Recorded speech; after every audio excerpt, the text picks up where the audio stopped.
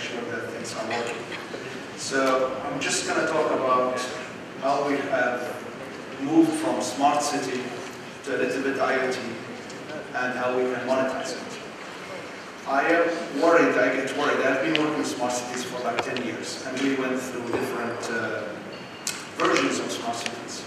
But then I look at what happens with NBNs, national broadband companies, how the announcement is made, there is a need for NBN, and then it starts, Australia, other places in the region, and globally, and then the funding dries out.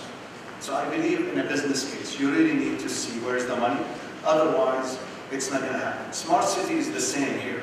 I see it, there is a need, every city saying, I needed the presentations before my colleagues, you know, the urbanization, the movement of people to the cities, the risks, all this stuff. It's happening, it's a journey. It could take 10 years, 20 years when we look at China and other places. So how do we monetize it? Because I believe you really need to monetize it to get the funds to make it more sustainable, self-sustainable, so it can continue the growth and the development. So just wanted to, it's distance, huh? All right, good. So just wanted to talk about the evolution, how we got to here. I mean, it took us 100 years. 100 years ago, we connected people. People started to talk. In 1875, you know, Graham made the first call, and people started to talk. It took us another 30 years to connect 100 million people.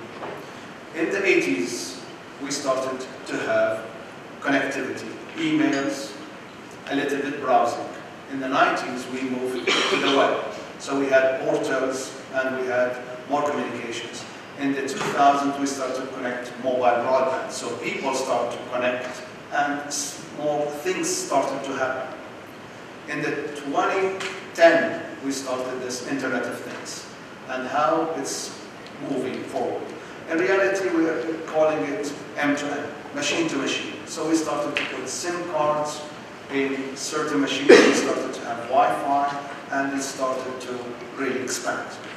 Now we are moving from M2M, which is silos, to really having an IoT, which I believe it's where artificial intelligence, where we really need to go. You see Dubai, they have a very great vision about automation, about artificial intelligence, because this will create efficiencies, this will create automation and save some money, and this is the future. So there is something big is happening.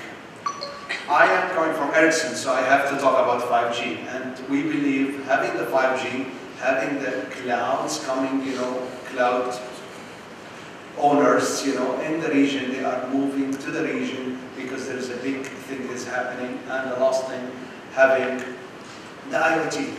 So what I was trying to say is in the 120 years, 130 years from the first time we made a phone call until now, we have been working in the installation mode.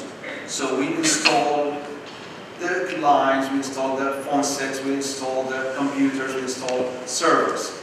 But with the new developments, we are really moving to a new thing, which is, we're calling it an inflection point. And we see things are accelerating very fast. I mean, the Uber, the Airbnb, a lot of small things where we never thought it will happen. I was in a conference at DHL, you know, global logistic conference in Dubai. And I said, why are you in Dubai? They said, Dubai is a center for logistics. 8 hours you can reach anywhere in the world. So why are you concerned about IoT? The major concern was we might run out of business. Because with the peer-to-peer, with the IoT, now you have a 3D printing, you have piggyback, you know, people can carry things for you. You could really eliminate DHL. So there is a worry with big companies that in the next 5 years, because of the things are moving very fast, that we could really see major companies disappear due to this big inflection point. I have a video. Where is the guy? So I was just wondering if it's going to have sound. Does it? We will go the old way with the microphone.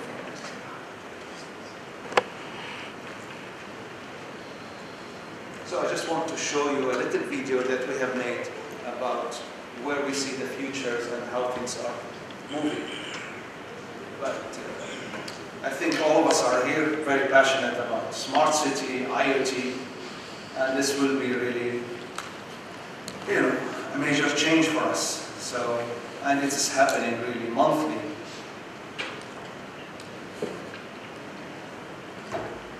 All right, audio.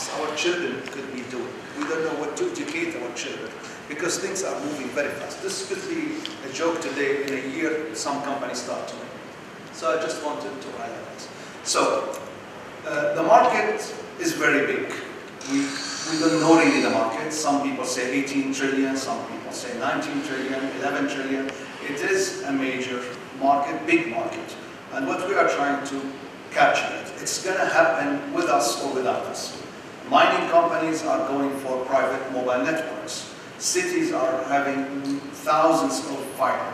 We see big developments happening in India, US. So there is a huge market in it, but how do we capture it? How do we know where is the money? So I wanted to follow the money. So, it's better to stay here. So the idea here, you have the devices, you have the connectivity, and then you have the data management, and then you have the application. The higher you go, the more value is there. Around 60 to 70% is on the top 2-3 layers. And the margins are very high on the top. So every operator will say, oh, I want to be on the top 2 or 3, which is great, fine. But the complexity is happening more. I mean, there's more complexity happening the more you go up the value chain. I wanted to bring it to the region. So I'm responsible for Africa and Middle East. Looking at Africa and Middle East, where is the money being spent? Saudi and UAE.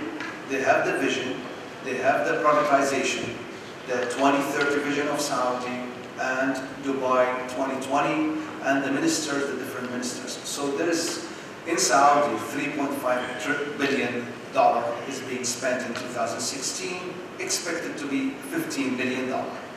So there is a big business, we just really need to see, again, follow the money. So I wanted to go to the second slide. The second slide shows you the money is really in mobility and in buildings, which could be smart buildings, smart offices, and stuff. And this is where the biggest revenues come in. There is definitely in healthcare. I'm not, moving away from that. But the highest value is in this. Okay. Then we heard about from Accenture, from IBM, from Ericsson, from everybody.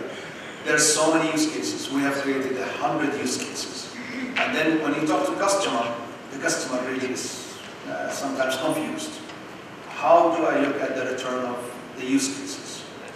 Return on environment, in Europe and US, return on financial, security. So how do I look at the return on investment? So we have decided really to focus on the use cases that has mobility, transport, and smart buildings.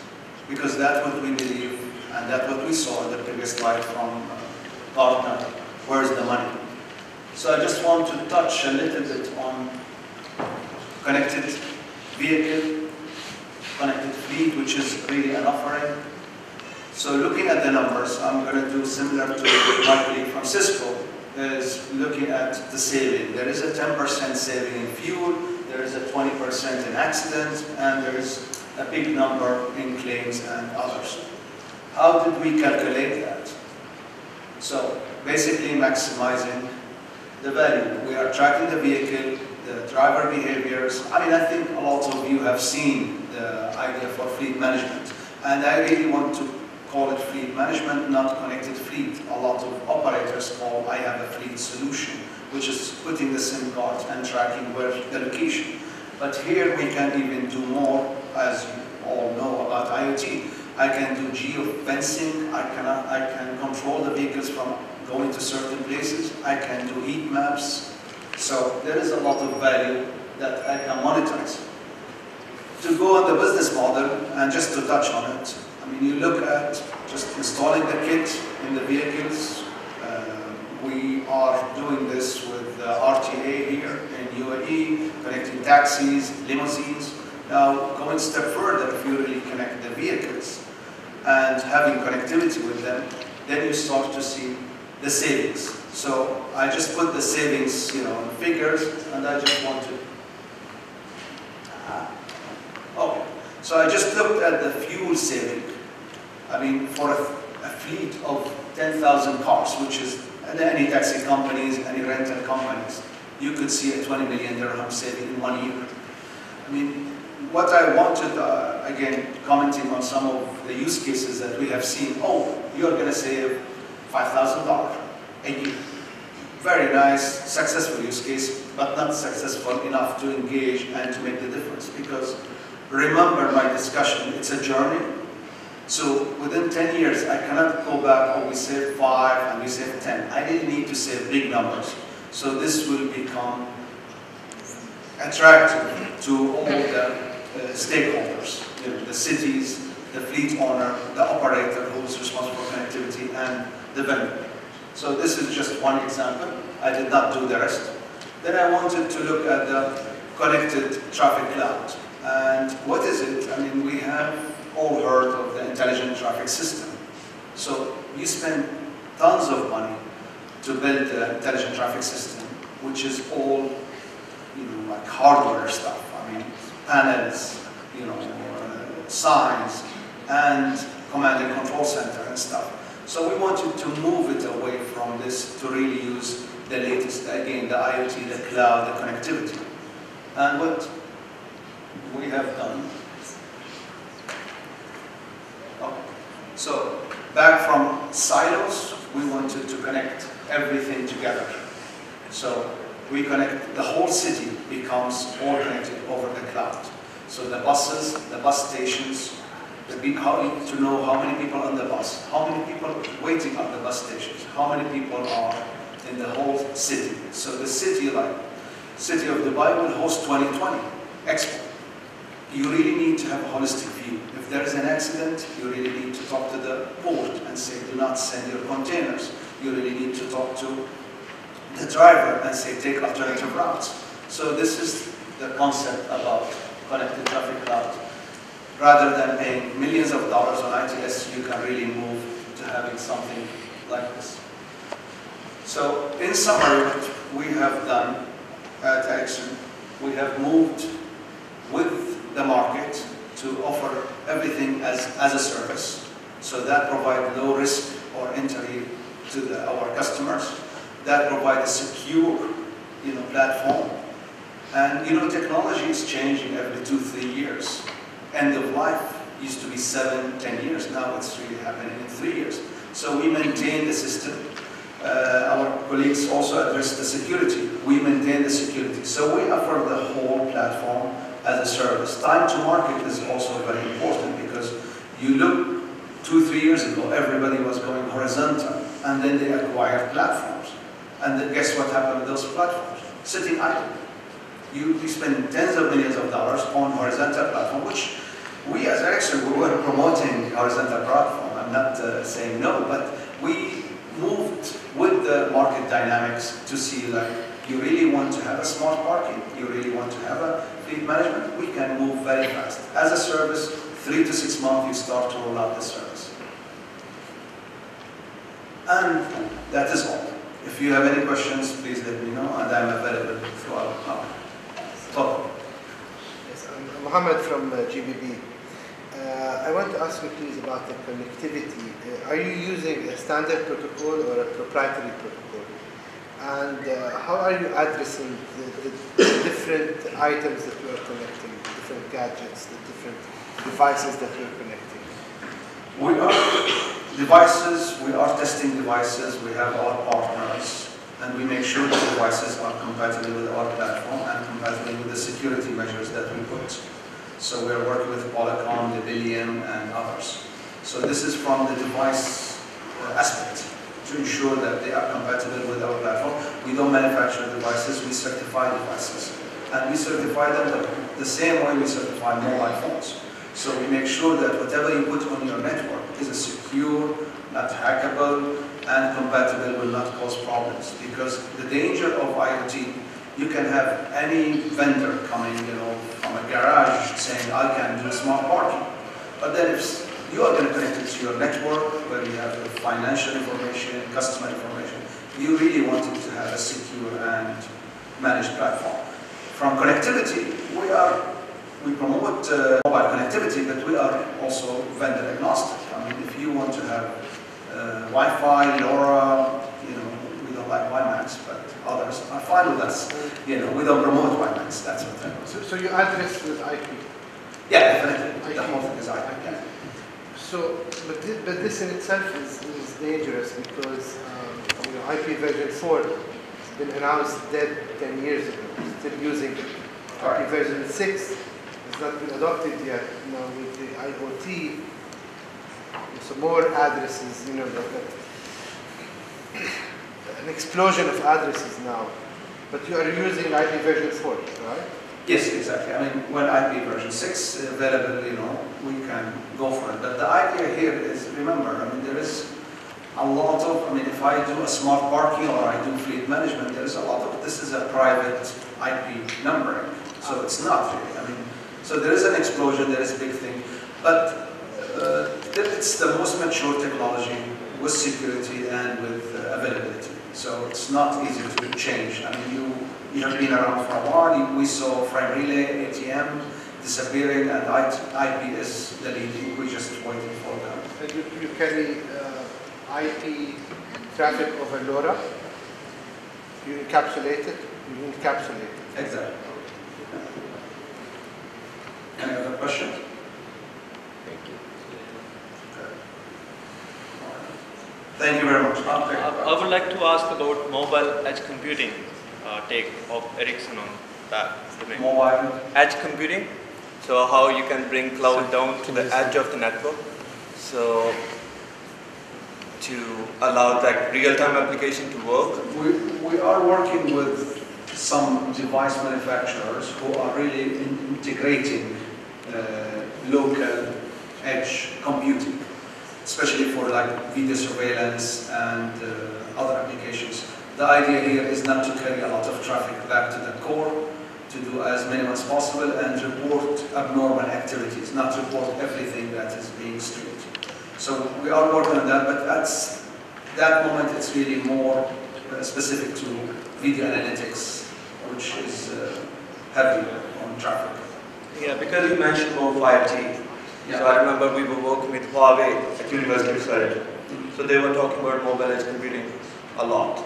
So that's why I wanted to hear your take on it. I mean, we see the 5G is very important for IoT because of critical data that's going to be, a major example is the autonomous car. I mean, we have been engaged with the TRA here for autonomous car, and we are talking about they did a test and study between 1.5 to 2 terabit of traffic per day. So that's a major thing that no network can handle it. So there are some applications that are very close to LoRa. There are applications that we cannot do until the 5G comes on board. Thank you. All right. Thank you very much.